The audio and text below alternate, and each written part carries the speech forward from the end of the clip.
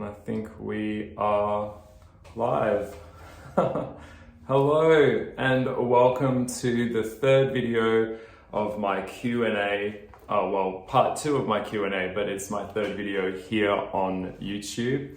Thank you so much for tuning in. It is really nice to be here, and this is, third time I've been on camera, so getting out of my comfort zone, doing something different. I hope that you're all having a really good week. It has been a really crazy week for me. Lots of like ups and downs and trying to stay focused and trying to stay on task. And, that's life. That's life. And as you know, I'm probably one of the craziest monkeys in the tree. So I'm kind of used to the roller coaster of life, the ride. So things come in, things go out, things go up, things go down. It is just such a journey, and it is what it is. But I'm still here, I'm still smiling, and doing what I can. I've got my motto, which I'll share with you. I do what I can from where I am with what I have, and I think that's really all that we can do. And being kind, holding space, and just being honest and truthful. So, I've just been working really hard on my art for my kids' book, which I might talk about because someone asked me a question about that, and I'm so happy to answer that question. So if you're new to my channel, I am going to be answering some questions that people have sent in for me. It's kind of a little bit of a get to know me, and get to know what's going on in my head, and it's also my chance to show you who I am and be honest with you guys.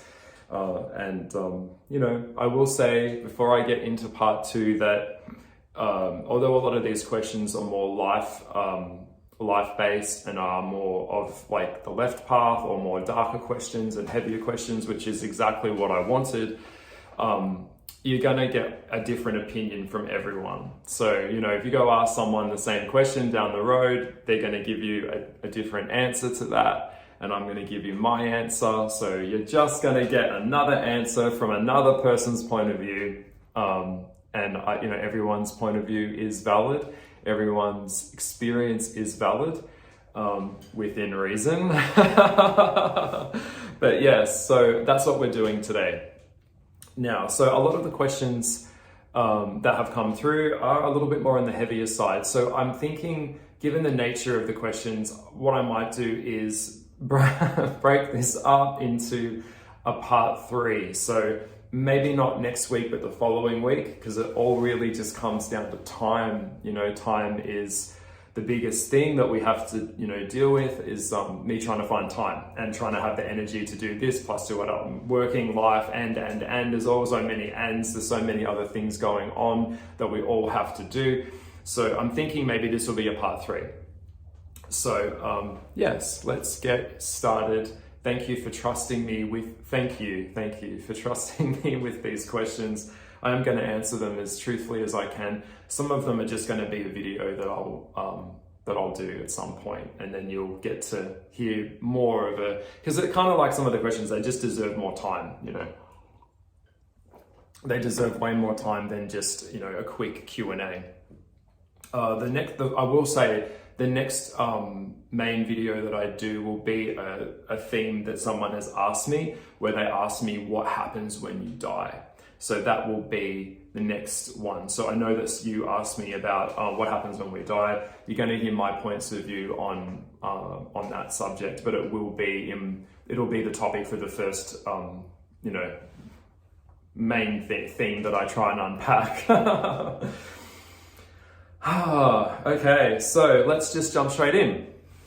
Question, by the way, some of these questions I have seen and some of them I have not seen. I like to go in blind sometimes, so I don't know what I'm gonna get. It could be anything, but that's okay. I like that. It's like a reading kind of thing. Okay, Pisces. Okay, the first question that I got, I know who sent this one in, and you have messaged me before, and we've talked about this before. So I'm not sure what to tell you other than what what it is that you're asked, like what I told you last time. Other than that, I'm going to re-clarify it to you because you are such a sweet, sweet soul, and it comes down to boundaries, as most things do in life. You know, learning where our boundaries are, we're learning someone else's boundaries are. But you are a little Pisces, and I call the little Pisces the little mermaids. When I think of Pisces, I think of the little mermaid. You know, you guys are just like Ariel. You want to live in another world. She wanted to live out of the sea, but you're a fish, and you know, wanting something you can't really have. I know you. I see you. So the first question is, I'm a Pisces, and I listened to your video on the dark side of Pisces. One of the things that you mentioned in your video was boundaries, losing ourselves in other people. Or could you please explain this and expand further in regards to sexuality and having sex?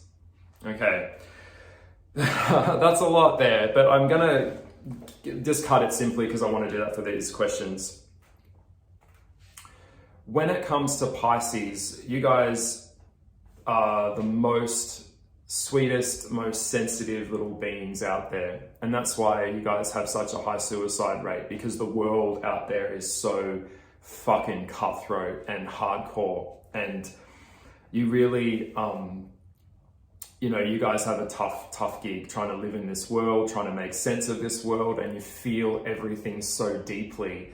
And I feel like a lot of you really, you gravitate towards stronger people because it makes you feel safe. That's why the relationship between Scorpio and Pisces is so kind of mythic, because Scorpio feels safe when they're in control, and then Pisces feels safe when they're contained. Now, that being said, I mean, obviously we have to look at moon sign and look at where your Venus is and your ascendant and all that. The main ones that I really focus on are the moon and the sun. So I'm getting a little bit zodiac here, but this is kind of has to tie into the answer of the question. Is your moon sign is who you really are. That's your core, okay? Your sun sign is your outer world, how the outer world sees you and how you project yourself to the outside world. Now, the two of these all correlate and they all are connected, because how the world sees us is how we see ourselves. And there's this kind of interaction that happens. Also, humans are all one. We're all connected. So everything that we do, say, think, feel, all has a vibration that has a consequence. It's complicated. All right, so that being said, you guys are boundless. And in answer to the question there that you asked me regarding sex, I'm not going to give names or anything like that, but yes, I have met quite a few Pisces and come across quite a few personally that have had this problem. So Pisces are like the porn stars. You guys love. You love it. You love sex. You love having a good time. But Pisces wants to get inside of your soul. They want to feel deeply. They really want to go there. And that's what you guys are into. Same as the Scorpio. That's why you guys are so compatible in that regard. The problem is that we have to understand the difference between playing a character and the difference between reality. And this is a really hardcore problem that we have in the world that I see a lot, where people get very confused about illusion, about what is real and what is not real, what is a fantasy. With the Pisces, you tend to live in a world that you create in your own head that is very much like a fantasy. So it's like porn star stuff. Now, the problem is with porn star sex is obviously it's entertainment. You know, I'm not going to go into the darker side of porn because you know that there is, but clearly what happens here is, I'll just say it to you because I see this a lot in my own community as well, is that when we sexually objectify ourselves to such an extreme level, the other person has to take away the humanity in you to do that. So when we reduce someone to like a walking, talking, blow up doll, or we're reducing them to like, you know, a sex toy, a sex kitten kind of thing, we have to remove the humanity part of them in order to do that. So we're not viewing them as a human, we're viewing them as da-da-da-da-da. Okay, now this is a part of the problem, and I think this is what you asked me the other couple of weeks ago when you asked me the same question. When you go into that place with that person, if they don't understand the difference between reality and fantasy, then what happens in the bedroom translates into the relationship dynamic. And a lot of the Pisces tend to be they're very subservient, that I've noticed. So a lot of them, they get off on, so I'll just explain the dynamic there. So there is the Dom, generally, who is the active partner, and then there is the sub. So the Dom, the power source of it, just getting it straight, is generally that one enjoys using the other or abusing the other or for their sexual gratification, and the sub enjoys being the source of the Dom's pleasure and being of servitude or service to the Dom. Now, there's nothing wrong with that, because most dynamics in relationships have to work that way, obviously, and they do. But we can't base a relationship on that dynamic outside of the bedroom. So I think that's kind of the gist of what you're asking me. So it's really the problem that I think happens with a lot with Pisces in sex is that they go to a place that they can't come back from. And then they'll do extreme things that they probably don't feel comfortable with, but they've kind of like betrayed themselves a little bit. And then later they look back and go, why did I do that? And why did the other person lose interest? Well, it was because you objectified yourself so much that the other person lost respect for you. So they couldn't respect you outside of that now. Cutting it really simply, it happens a lot with straight men. Just being honest, from my understanding and from my experience, a lot of straight men will have the mother of their child. She'll be the wife of their kids. They love her. They fuck her gently. They give her the time and energy that, she needs so that they can sustain a happy family. But some men have a need that needs to go beyond just gentle vanilla sex, and they need to go into them, like the animal side of them. So they have their mistress or their, whore, whatever. And so they go that way. It's very, very complicated. I know I know this is hard to understand, but basically what I'm saying is don't do something in the bedroom, Pisces, if you don't feel that you're comfortable with it the next day. All right? I would say that to anyone. If you don't feel comfortable doing something, don't damn do it. And then you're not betraying yourself. Same with anything spiritually or magically. If you're not comfortable with it, then, say to the person, hey, I'm not comfortable with this. Because that way you have to wake up the next day and feel okay with yourself, okay? And people tend to treat us how we tend to let them treat us. I'm very big on the concept of self. That's what spirituality is. Obviously, it's a level of self-awareness. It's a level of self-understanding. But I'm very big on taking responsibility for how our behavior impacts other people. Okay, because we don't have the right to make other people feel unsafe. Okay, just like we don't like others making us feel unsafe. But I know you guys, you like to dabble right near the edges of things. That's why you guys have got hardcore drug problems and stuff like that, because you're always pushing the edge of the boundary. And sometimes we overstep the boundary and then you feel like, I hope I answered your question. I know what a heavy question, but yeah. When we sexually objectify ourselves, we take out the humanity part of us, and that's not a place to base a real relationship based purely on playing a character or basing a relationship purely on sex. Okay, it's just not going to happen. It's not realistic, and it can't sustain, because we need heart connection and we need connection psychologically to actually sustain something that could actually last long term, that is stable.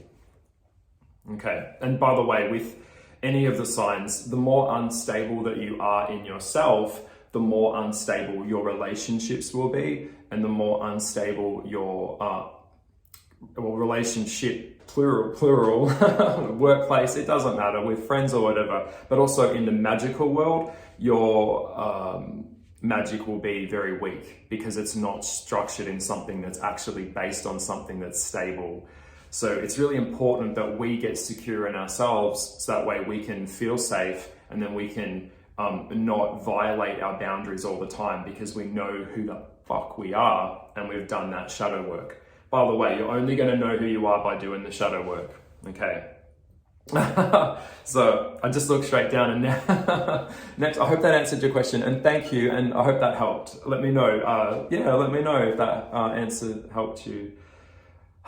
Okay, sip of my tea. First question done. Okay, what are we at? 15. I love the chat. I'm gonna try and make this video a little bit on the tighter side because I just have so much I have to do this week. Okay, next question, a simple one. Tips for shadow work. Yeah, tips for shadow work. I did do a video on shadow work, which was part 1 and part 2 of me talking about my feelings on it and what it means to me. So I would say refer to video, but my quick tips on shadow work is, I'm quite brutal with this. I will say that I don't think real shadow work can be done on your own. I think real shadow work requires someone that you feel safe with, that you can sit with, be calm with, they're calm with you, and you can ask them, directly, what is it that I need to work on? What's my blind side? Because that's how we really grow. If we are just affirming how wonderful we are all the time, you're so fabulous, well, yeah, you might be fabulous, but that's not going to help you grow. If I was singing and I had a singing or a voice coach, they're looking for the things that I need to work on in myself so that I can get better, yeah?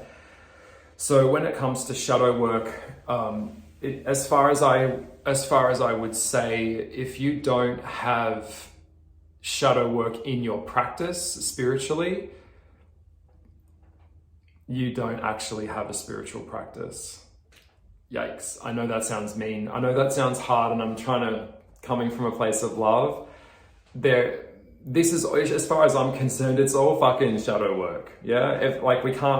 I'm going to find out things that I don't want to know, and that's going to trigger me. And then I've got to work out why I'm being triggered.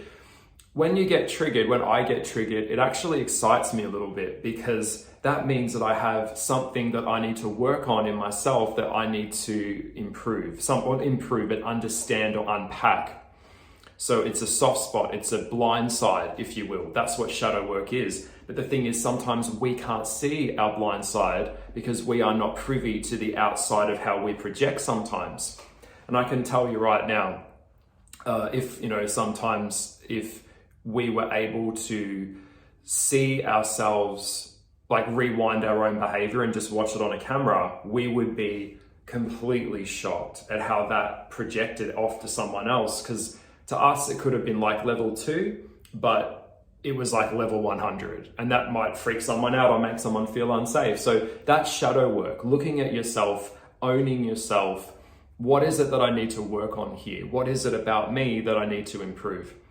So I will say, on the subject of shadow work tips, when I hear things like, you are enough, yeah, that might be so in the context of one thing, but in a lot of ways, if we have an attitude where I'm just enough, well, then I've completely taken myself off the hook of having to do any further self-awareness or self-assessment of myself. That's completely unrealistic, and that is unbalanced. So it's all about self-awareness. It's all about looking at yourself and owning the darker side of you, the shadow. What is it that the parts of us that we are ashamed of, the parts of us that make us feel uncomfortable? Okay, that is real shadow work. Now, in relation to what I said before, is that the best shadow work I think that can be done is when you are in therapy, or you're with someone that has no agenda to lie to you, and they're just going to be sitting with you calmly. It's got to come from a place of love. Okay, it has to come from a place of love. It cannot come from any other place, because that way the other person is just going to say something which is going to be completely manipulative. All right, so it's got to be like, hey, I've noticed you've done this, but then the other day you did this. This is inconsistent, or this made me feel unsafe, or you behave this way. So when someone's able to sit down in a really comfortable, relaxed setting, and it's coming from the heart to the other person, and it's only based on a place of wanting to help the other person, that is truth, and that's where the real work begins. And then we can take that on board and we can go, okay, yeah, I can see your point of view. And then we have to rewind that and go back to, why did we behave that way? And that's kind of what it is. We have to trace the cord back to the wall. A lot of the time, and a lot of shadow work, just for the record, comes from family, and it comes from our childhood. Why? Because all of the basis of who we are was all based there. So a lot of bad behavior as an adult really comes from a childhood where you just weren't safe, your needs were not met, or you had some psychopathic parent or something, Trust me, I get it. I've been into shadow work for a long time, but that's my tips on shadow work.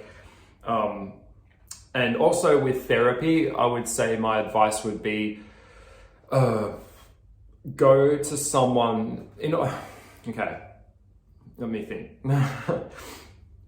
In order to get really good therapy, you need to be able to go to someone that is clean spiritually, and someone that isn't just treating you like another number. Okay, like, okay, that's $300, see you next week. That is not coming from a place of genuine care. That's coming from a place of just capitalizing off your problems so that they can make money off you. So yeah, a lot of this medication and all this psychiatry shit is completely just exploiting you, and it's not treating you. And it's not treating the soul, it's just treating the mind. That's why a lot of it, at one point I wanted to get into psychology. I wanted to be a psychologist, clinically trained, but when I got into it, a lot of it I just did not agree with. And I was like, this doesn't feel right, and I just can't practice this because it's not coming from a place of love. It's institutionalizing people and then pushing them onto medication, and it's heavy. But I think there's another question here as well about that. I'll get into that as well. But yeah, I hope this is all making sense. I hope I haven't lost you.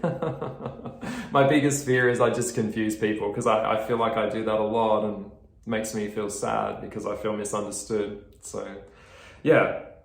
Yeah, so the other person has to be very clean spiritually, and they have to come from a place of non-judgment. So when someone is sitting before you and they're telling you their problems, and you have to be a soft place for them to land to do that, and have empathy and compassion to do that, that's how you're going to really help someone. So a lot of the time when someone is telling you their problems, they're telling you them because they want them to be validated. So shut the fuck up and listen to them. But the worst thing you can do to someone is be like, on the phone, busy, if someone, and I've learnt this actually over the past couple of weeks and months, if you don't have the capacity to be present for someone on a real level, then say, look, right now, can we talk about this at another, if you don't have the time, don't say that you do. Okay, because that's not going to help the other person. If they're really coming to you for genuine help, then hold space for them. But if you can't hold space for them at that point, and sometimes we can't because we're busy, life, then that's okay too, and let them have their space and you have your space. And yeah, I hope that made sense. Okay. Why did you quit doing tarot readings? Would you consider coming back to do readings? Yeah, I did. I quit. I called it a day. I'm going to answer this really quick. I quit tarot readings because I'm just going to be really brutally honest with you and just cut it simply. Humans really, for a lot of it, they only want to see what they want to see. Okay? And the part of the problem is when it comes to doing readings is that I tend to go into really heavy territory, and that requires a level of understanding, and it requires a level of ownership. And if people are not prepared to take ownership for the situations that they've put themselves in, and I'm trying to say, hey, this is where you're at, they are not really committed to self-improvement. Also, a lot of people were doing what we call in the industry psychic hopping. So they go from one psychic to the next, to the next, to the next, and they only want to hear what they want to hear. They only want to hear something that is positive, or something that sounds good and makes them feel good. But that's not reality. When you go to a reading, the other person, it's already not a relationship inequality, because you're coming to them for the acquisition of confirmation and truth.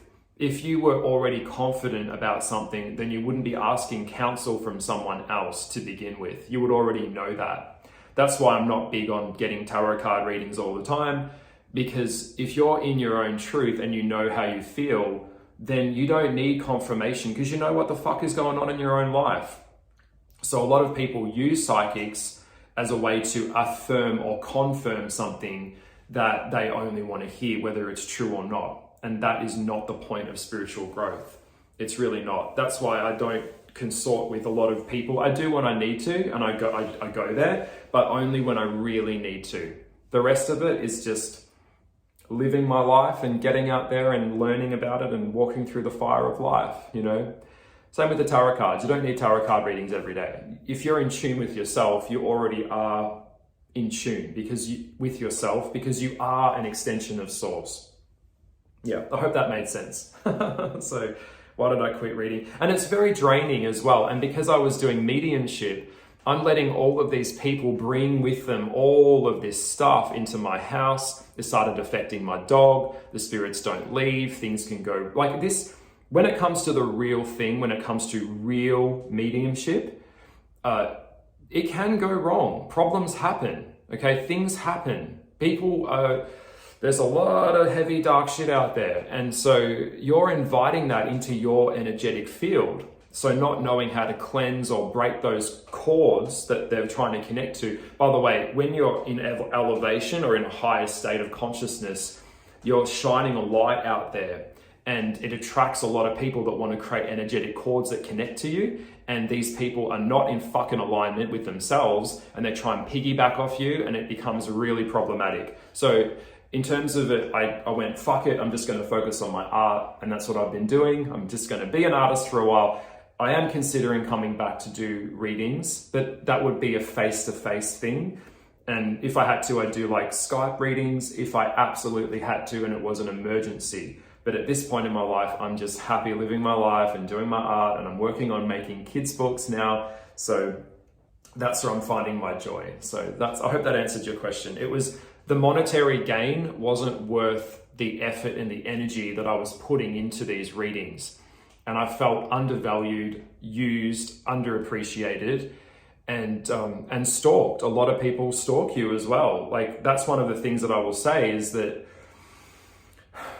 being an extrasensory person is scary, because people will see that and they feel like you've got something that they don't have. So they try and immerse themselves into your life and enforce that as well. So messaging me, stalking me, people are crazy, all right? So I hope you know, people are actually pretty, it's boundaries. So I hope that answered your question, why I don't do readings anymore. Next question. Okay, let's keep this moving. What is the worst thing you can do to another person? That's a really, really good question.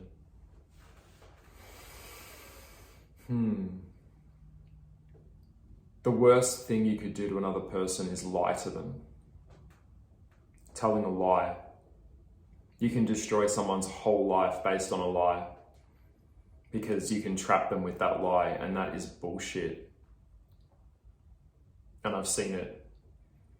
Yeah, I know the energy just dropped then as I went there, but yeah.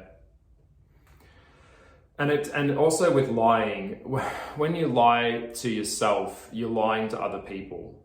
But it's not sustainable, because the truth always tends to find a way. It comes out in a way. And it's really cruel. And I'm not talking about little white lies, because I think I was watching an episode of a TV show the other day, which John mentioned later, where people started telling the truth and the whole world fell apart. And I'm not talking about little things. I'm talking more about when you are not authentic in yourself, the interaction that you have with other people is going to be like crooked. And this is like that same, like the worm at the bottom of a tower, the heart of like trying to build a tower or trying to build a building on a stream of water, or trying to build something on something that's not stable. It at some point it's going to collapse, because truth, being honest with yourself and honest with others, is painful. It's brutal.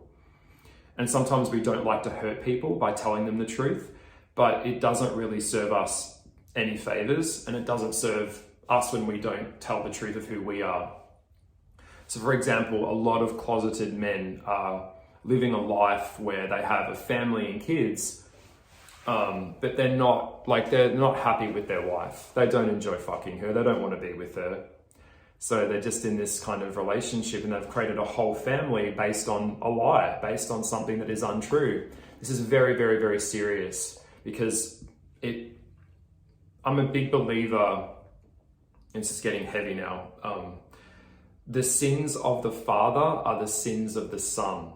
So inauthenticity is actually a learnt behavior as well. If you have really inauthentic people around you, you learn that level of behavior and being deceptive, and then you can do that to other people. So when you are deceptive, and it's like in an adult figure, the child watches that and then they emulate that behavior. We're all like monkey see, monkey do, like creatures. That's what humans are. We're an interdependent species. So being authentic and telling the truth. So if you're not happy, then say it. You know, if someone's done something, say it, because that way we can work on that and do something with that. You know, own, and it takes a lot. Like that's shadow work, like standing bare naked in front of a mirror with yourself under heavy light, and really looking at yourself and going, you know, this is who I am. You know, I'm doing it right now. This is who I am. You know, this is the truth. This is me. Yeah, the more that I know, and by the way, the more that I know, the more that I just don't know. So I'm the first to say that. But telling a lie can really fuck up other people's lives. And that's when I start to get really mad when someone's inauthentic, because what happens is it really can hurt a lot of other people. It can really, really hurt a lot of other people. So, because you're wasting their time, and that's time that they can't get back. You know, they can't get that time back. So it's really, really cruel to keep someone in a lie and you know it, okay? You know it, you can feel it. So it's really mean and it's really cruel to do that to someone, particularly if it's a relationship and a lie and you're being deceptive and cheating. Next question, relationship question. What's your thoughts on being the dirty little secret or the side piece? I think that's what you mean, side piece. I'm trying to read that again. Okay, yeah, I understand what you're saying. I get where you're going with that. By the way, with these questions, guys, dots and commas. It's fucking grammar, guys. There's no context here, okay? I don't understand the context of what you're trying to say, but I think what you're saying is, what's my thoughts on being someone's dirty little secret or a side piece? I'm going to be so brutal with that. Pay attention to how other people treat other people that are not you, because when it tends to be in their best interest, they will treat you differently. But if you're not in their best interest, they will, obviously that's their behavior. When it comes to relationships and things like that, say you're the little side piece, like you're having an affair or you're seeing someone who's partnered, what you're actually doing is you're condoning that level of deception in them by partaking in it, because you're enabling them to do that. Okay, so if they can do that to a partner that they're claiming to be with at one time, imagine what they could do to you. Okay, the best prediction of future behavior is past behavior. So what would I say to it? I'm just gonna, have some fucking integrity. Have some integrity. You know, and would you like to be the partner if you swap sides with the other person that's being cheated on? I mean, how would you feel if they're cheating on you? Do you want them cheating on you and thinking that's hot? It's not. Get real with yourself. Back to telling the truth. Okay, that's what it is. Look, and I understand how it is because in your 20s, like it's all kind of hot and sexy and it's a bit of fun. And I understand that. But when you start to get older, you start to see life in a more, the totality of life, I guess, you know, not totalitarian, but you know what I mean. You get more serious because you're getting more aware of life. So what's my thoughts on it? It's disgusting. Deception is brutal and it's cruel and it's mean.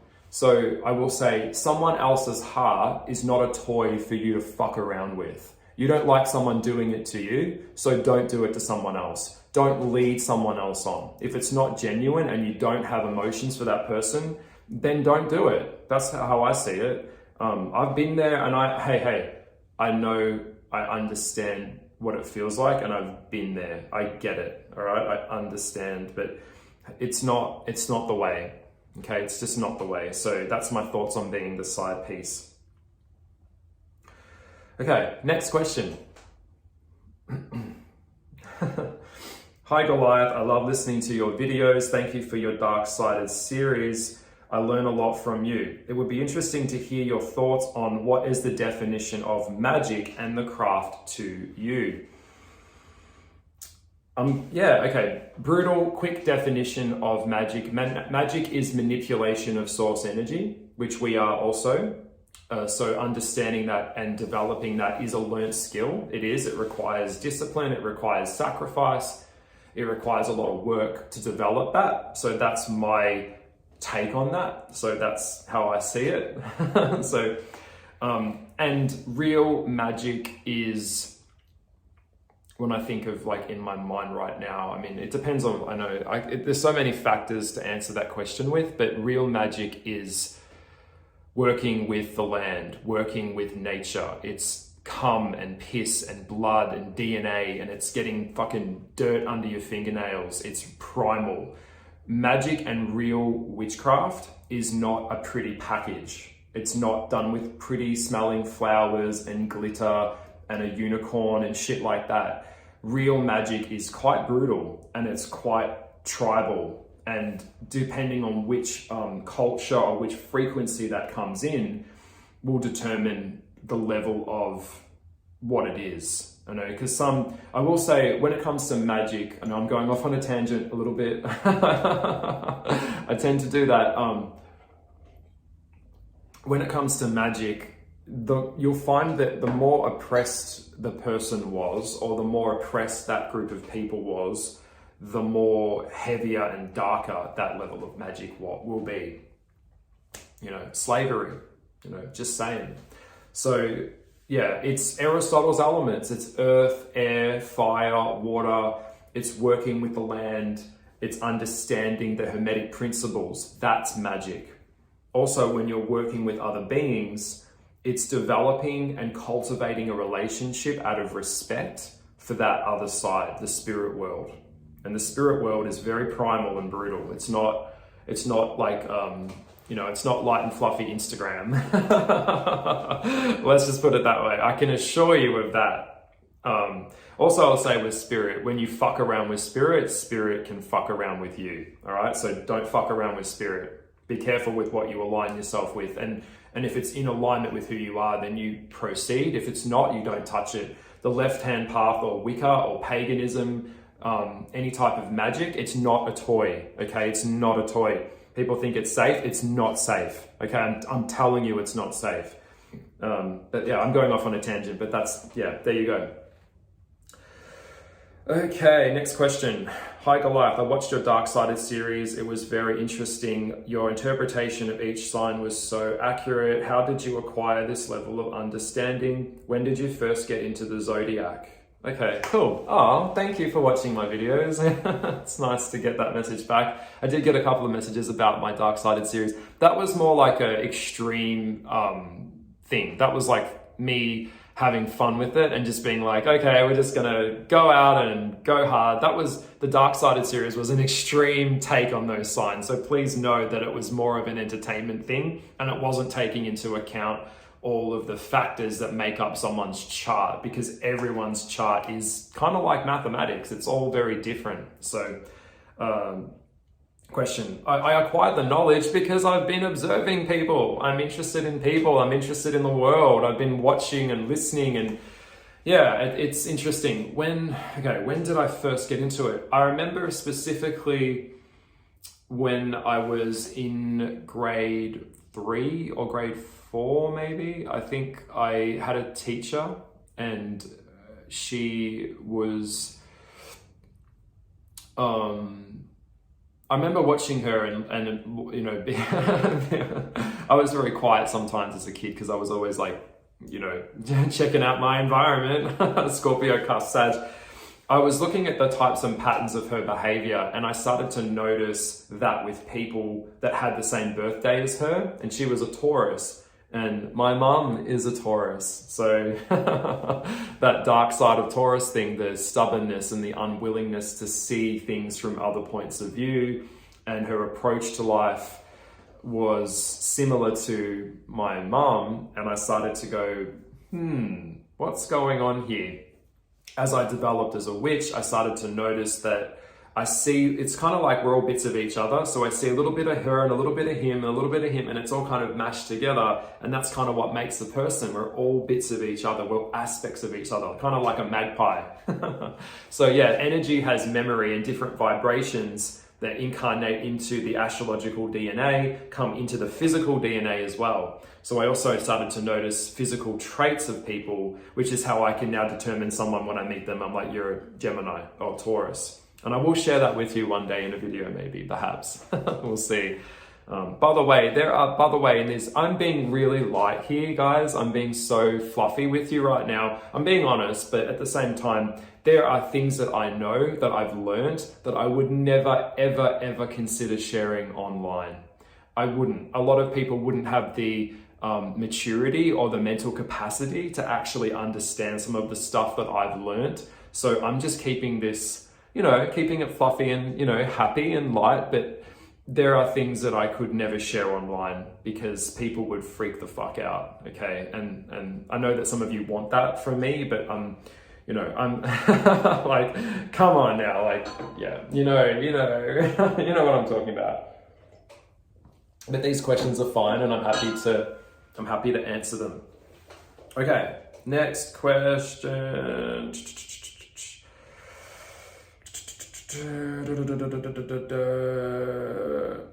Hey Goliath, thank you so much for your videos. I have been in a very hard breakup recently. It is not going well. Any thoughts on this? Any advice? Yeah, breakups are really hard. They're really tough. They're one of the most painful things we can go through. I mean, I don't know the nuances of your relationship. I don't know who initiated the relationship. Were you guys married? Was there kids? You gotta give me more context if you want me to give you more context in the story. I mean, I'll just keep it really simple then. And sometimes we're not meant to be together. And just because we broke up doesn't mean that we don't love each other. You know, you can still break up with someone and still hold a lot of love for them. I have a lot of compassion and love for people that I've broken up with in my life, and friends that have come and gone. Obviously, you've broken up, there's a reason for that. So, you know, there's something behind it. I would always see it as a learning experience and hold space for that person in your heart, because you shared something with them that is very personal, and you shared, like, let's put it this way. If I broke up with someone and I was walking down the street and I bumped into them, I would like to be on a term where I can at least say hello to them. And sometimes you can't, but cleansing after a breakup is very hard. So I would say, let yourself feel what you feel. You know, if you want to cry, cry. If you want to get it out. Like, don't hold your emotions in. I don't believe, you know, in the left path, we don't hold emotions. Like, what you feel is what you feel. So just fucking say it, because that's how it's really going to help someone. So get it out, you know, do something that shifts your mindset, and know that you can't live in that pain, because it is a process. So grief is a process. Life is a process. We come into this life and we go through trauma. Trauma creates expansion, but we also we experience love, we experience hate, we experience need, we experience grief, which is what a breakup is. It's coming to terms with something. It's that it won't be the way that it was before. Now, sometimes relationships coming to an end is just another way for something new, you know, one thing ends, something else comes in. It's very complex. Relationships are complex. So my advice would be just hang in there, and don't let bitterness creep into your heart. Okay, we tend to do that, and we hold on to that, and it doesn't serve us. So I'm trying to do that now. I'm not letting bitterness creep into my heart. I'm just holding space with this other person, and I will still be kind and love them anyway, even if they don't love themselves, even if they're all, you know, effed up and they don't want to do the work. That's okay too. I still can hold space for that person, and I won't speak badly of them. I will, you know, it's always good to be in a place of that level of thinking. When we're down in a lower vibration of thinking, we're thinking of getting revenge or being mean, it's really just self-abuse in the end. It really is. Like, trust me, I think someone asked me that question later, but yeah, hang in there, you know. As I'm looking at the question, I feel you're quite young, and this is something that, you know, it's a big deal for you. Not sure if you're a Scorpio, so it's a very intense breakup. It was a very intense relationship. So the depth of how deep the relationship will be, how much it's hurt you. So yeah, do what makes you feel good. But I would say don't sit in the pain of that as well. So get out in the world, get out in nature, do something that's going to help you get out of that funk. Don't sit in it, okay? All right, next question. I love this question. Hey Goliath, are you watching the Sandman series? Yes, I am. Oh my God, that's so good. I'm so fucking loving it. I watched it. I love it. I love the Sandman series. I could talk about this all day. If you're not familiar with it, it's a comic book series from the 80s, I believe. It was written by Neil Gaiman. I hope I got that last name right. I never know how to say it. And he also did American Gods, he did Coraline, and it's all based on the Morpheus, the dream. He's the dream king. It's a gothic, very beautiful kind of magical show. It is sci-fi, you know, it's right up my alley. So, as I'm sure it would be for a lot of other witchy people.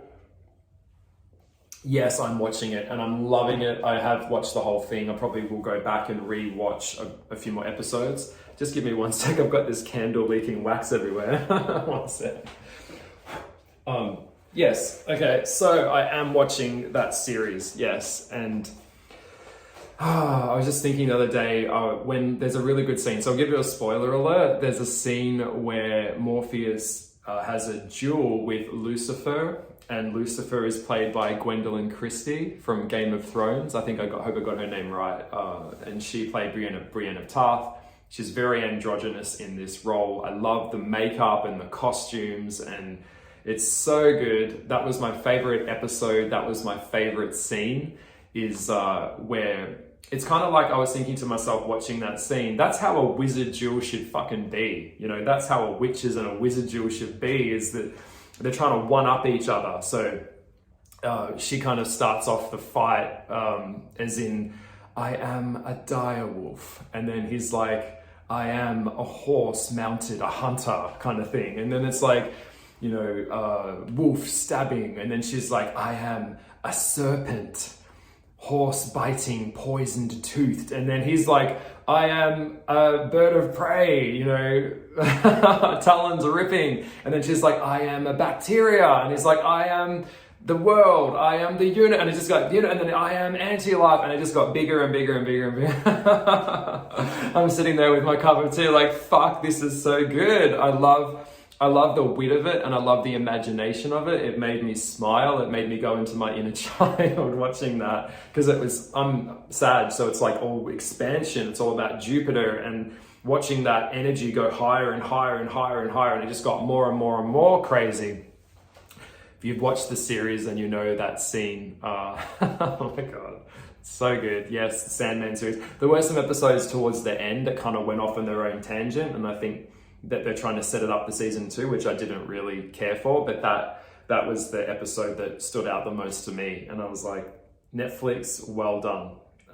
But yes. Next question. Are you a fan of the Dark Crystal? Yes, I am. I think another great... I would have liked to have seen that show have a second series, because I feel like it was just trying to find its feet. So it wasn't... It needed a season 2. Let's put it that way. It did, but I understand. Fundamentally, the Dark Crystal is about fragmentation and integration, and the shadow and the split, where the Skeksis are the shadow side of the Gelfling. And yes, I grew up watching the Dark Crystal, the Shard.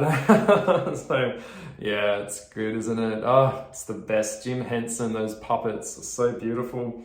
I also love the production of it. Like, I'll watch a show and then I want to watch how they made it, and I like to watch behind the scenes. I'm that type of nerd, so I find it just as interesting how they do all that. So it's really beautiful. I love anything to do with art. If it's got art in it, then it's like, if it's something mystical and witchy, and I'd love to see a TV series of like the Greek gods. I think that would be really cool, seeing the gods. But I love American gods too, but it's gone a little bit off the rails for me, to be fair, but that's okay.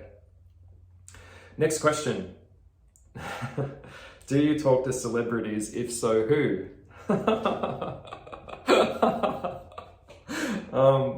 I'm not going to answer that. No, I don't. Celebrities are just people, just like you and me. Like, get over this shit. Like, they're just... I did a video on the Hollywood and my thoughts on it. They're just people that are on TV. They still have insecurities. They're still most of them are crazy. They don't know who the fuck they are. They're just like you and me. Okay, so I don't have any, there's no, like, it's not a thing for me. I couldn't give a fuck. What I'm interested in is, who the fuck are they? Are they being authentic? Are they being true? Can they own their own behavior? That's what I'm interested in. But yeah, I have a big appreciation for an actor, but I also understand that is them in a job playing a role. It's not them in real life. In fact, a lot of actors really are problematic because they don't know who the fuck they are. That's why they're playing characters, and that's not healthy either. So there's a dark side to the reason why we do things. By the way, everything has a shadow side. There's a dark side. A police officer wants to be a cop. There's a dark side that he wants to enforce. There's a dark side of a teacher in a school. Everyone, they're trying to reassert power. Like, you'll find that there's a shadow side to everything that we do. Everything has shadow. So celebrities, some of these celebrities that are like in like culture worship, so are some of the most darkest people you could imagine. I can confirm that, but I don't do names because that's private. That's a very private question, and I'm very big on privacy. So when I share my truth with someone personally in a closed space, in a group, or with someone, that's between us. Have that integrity and have that respect, because we share what we share, and they share what they share with us, and that is for us only. I hope that answered your question. Next question. What are your thoughts on tarot creators' negative expectations for decks and their work? It's a really good one. It's a big one, isn't it? I think that I understand. I understand where it's all gone, and I understand where it's going. I understand everyone wants to have their opinion about what they think should be in a tarot deck. But I will say, as a deck creator, you're never going to make everyone happy. You can't make everyone happy. You're going to make what makes you happy, but also take into account, where you see it going, how do you see it being received. these days it's very big on cultural appropriation. It's very big on the representation of the LGBTQI+, or it could be it's very big on the representation of minorities, and they want to feel included, and as they should. And I think that we should be working harder to make more inclusion. But that being said, the truth of a tarot deck rests with the creator's vision. And that's theirs and theirs alone, because they're the one that is doing the work and expressing that interpretation. And that's for them to do. So I don't like the idea of telling an artist what they should or shouldn't do, because the idea of art is for them to do whatever the F they want, because otherwise you'd be the artist. Yeah. So that's what I would say on that. I've got a beautiful friend at the moment who's working very hard on a tarot deck, and that's a journey that is very personal. And it is to do with colonialism. It's got a lot of heavier things going on in it, and that's really his truth. So the only person that could really comment on that is someone who's in that frequency or in that paradigm there that would have an opinion on that, and that's fine. But at the end of the day, I don't like the idea of getting paralyzed by fear based on other people's interpretation. How you interpret my work is not my problem, by the way. Also, any of the knowledge that I share in these videos, what you do with it, that's not my problem either, because I let it go. It doesn't belong to me anymore. You do what you do with it, yeah? Quick question. Can you share your thoughts on soulmates and twin flame connections? I'm going to do a video on that, so that is coming up in a video. Quick answer to that would be, a soulmate is not necessarily a lover. A soulmate is someone that really hears you, feels you, sees you, understands you, and makes you feel safe when you're with them. Okay, someone who really, really understands who you are, and they take you in as a part of themselves. Now, this is tricky because souls travel in herds, and they incarnate at different periods of time, and then they come back in. But fundamentally, it would be that you've found a connection with someone that you feel really receives you, and you feel received by them, and you may not even have met them. Like, I've got friends overseas that I've never met, and I have a profound sense of loyalty to them. I'm loyal to you. I've got your back. I'm protective of you. I just feel like I know you. It's like we're brother and sister. So that whole brotherhood thing, it's not a sexual thing. Soulmates don't have to be sexual. They can be really close friends. And when they need me, I'm there. When I need them, they are there for me in a real way, not a fair weather friend. They're really going to be there for me. That is a soul connection. And that's also ultimately what we're all looking for. Like I'm looking for soul connection. So yeah, so souls travel in herds, and then they do soul migration, where they break away from a group and they go into another group and have these experiences. So it could be your friend, it could be even animals can come into that as well. Like having a dog could be your soulmate, in a way, I think there's too much emphasis on that word, and I just think it's just used way too much. Okay, next question. What is your real name? Well, I can't really share my real name, but I will give you a hint. The meaning of my name is actually Lightbringer. Lightbringer is actually the meaning of my name. So I'll leave you with that. You can figure it out. Take it where you want to take it. It's up to you. But yeah, maybe you will. Maybe you won't. I don't know. Next question. I like that you're into the darker aspects of the occult and spirituality. Thank you. It's just great to see your videos. They are so rich and dense. I often find myself having to pause what you've said at times. I am new to this path and living under my parents' roof. I am asking for any tips, tarot or witchy related, for success. Okay, great question. It's so difficult to be on this path because you're already going to be completely dismissed. So we know half of the world already follows like Allah or Christianity or whatever. So they're already going to be by default against you. There's a lot up against you, not to mention people in the community like to turn against each other. So you're coming up against a lot. What I would say is my tips as a witch, and you said you're living under your parents' roof. Okay, so you're living under someone else's roof. So generally you have to kind of abide by their way. Like what are they accepting of you or not? By the way, I think it's fantastic that you've got the critical thinking. You're starting to see that there's things outside of religions and you're starting to think on your own. So you're already on the right path.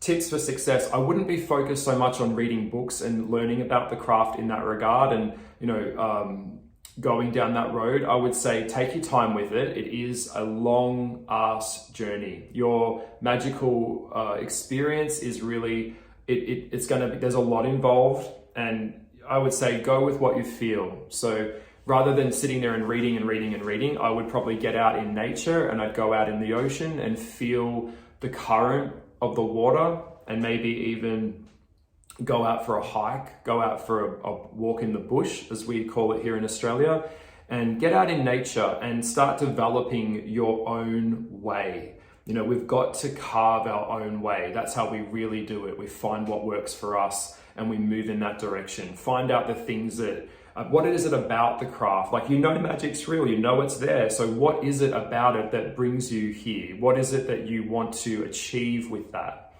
And what are you prepared to do about it? Are you prepared to do the work? Are you prepared to get involved? Because a lot of people are sitting on YouTube or they're just watching other people do it, but they're not really partaking in it in life. They're not really getting their hands dirty. So I would say get out there and do it. Start doing spells, start performing your rituals, start finding your own way, and diarize the shit out of it. Did this work? Write it in your book of shadows. What worked? What didn't work? What felt right, what didn't, and that's how you start figuring out who you are.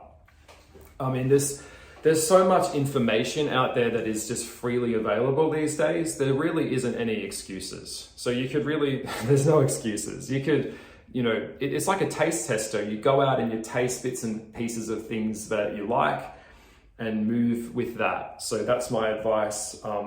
Living under your parents' roof is very tricky because they may not support this, but witches find a way.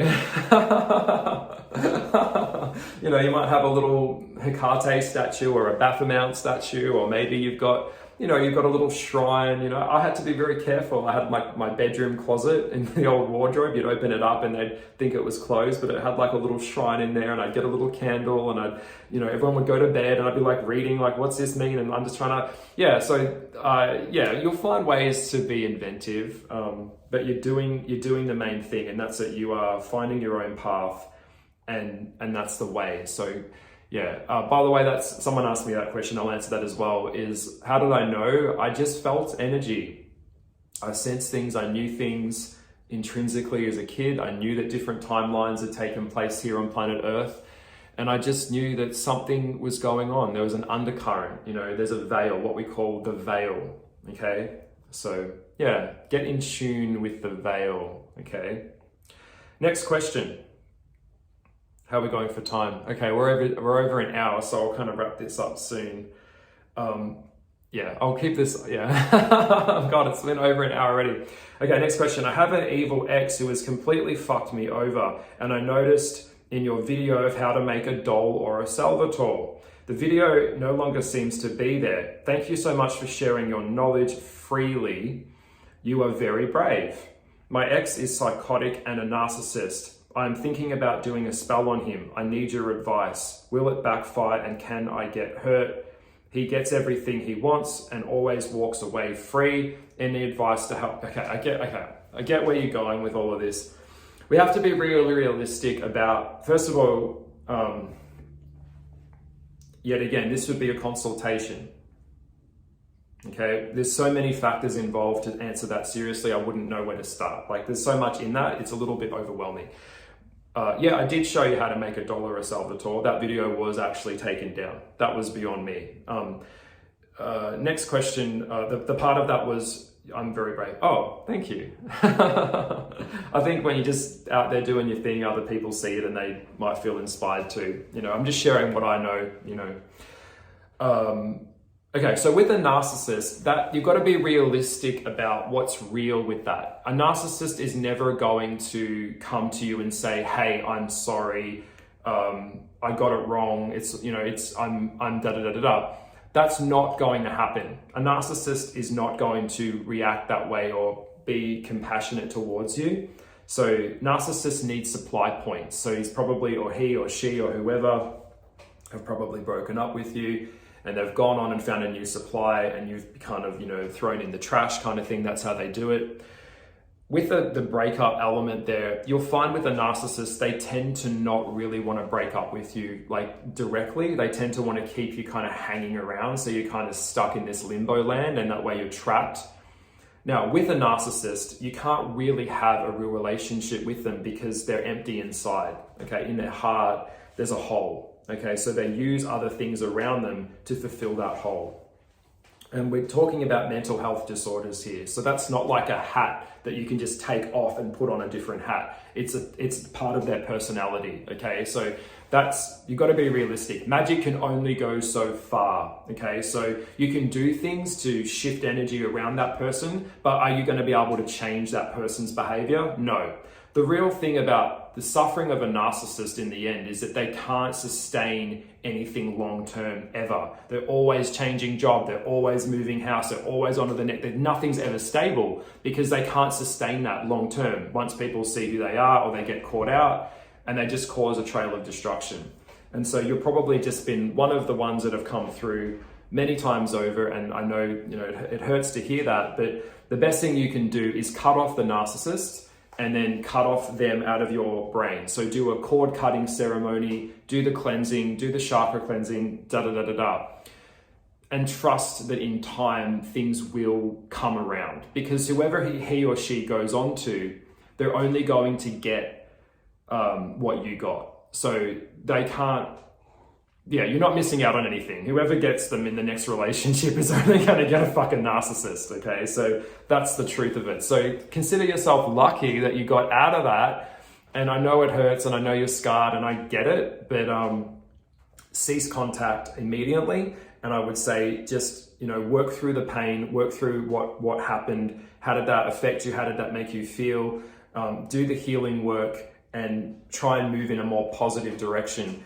You know, as far as doing a spell work, I mean, you know, that's up to you, but I can't tell you what to do. But if you feel so called to do so, then you go there and you do it and you want to get it out, then you do your thing. But ultimately, what I've come to learn about all of this, and please listen and trust me when I say this, I know we're trying to get revenge and we think about all this shit. That's lower. That's operating down here. Okay. We should be operating up here. Okay. I'd rather pour my energy and pain into my art and make something beautiful than sitting around being bummed out. Now, I know there's all different factors involved because a narcissist might be in contact with you. You might share a kid with the narcissist. I don't know, but that's my advice to you. So I hope that helps a little bit. And yeah, hang in there. I know what it feels like to be fucked around by a narcissist. I mean, it's like narcissists are everywhere. I think we live in a society that promotes narcissism. Okay, so I think I might leave it here. We've gotten to what have we got? 1 hour and 7 minutes. Yeah, it's gone so quick. Wow, that goes so quick. Oh my God. I do have a lot I've got to do today, so I can't sit here as much as I'd like to answer all of your questions. There are more questions and I will be coming back for another video. So if you're feel like you've got a question for me and you want to ask me something, then send it through. And my eye's playing up a little bit at the moment. I can see it kind of drooping. I'm a little bit tired. I've been working like a psychopath to make some art lately. So I'm trying to stay on track with my work, my art, and my vision that I'm trying to do. I am working on a kids book series at the moment. And yeah, each panel that I do, it takes a long time. And yeah, so I'll leave it here. This has been part 2 of my Q&A. I will be back for part 3 next week. Or the next week or the following week. Send through more questions if you have for me. Put them in the comments below. Let me know what you think. Share your opinions. I'd love to hear what you think of me, of my videos, of my vibe. And it's been fun and I do enjoy, I like a chat. I do enjoy a good tea. So yeah, I will see you in the next video. Blessings to you. Bye. Bye.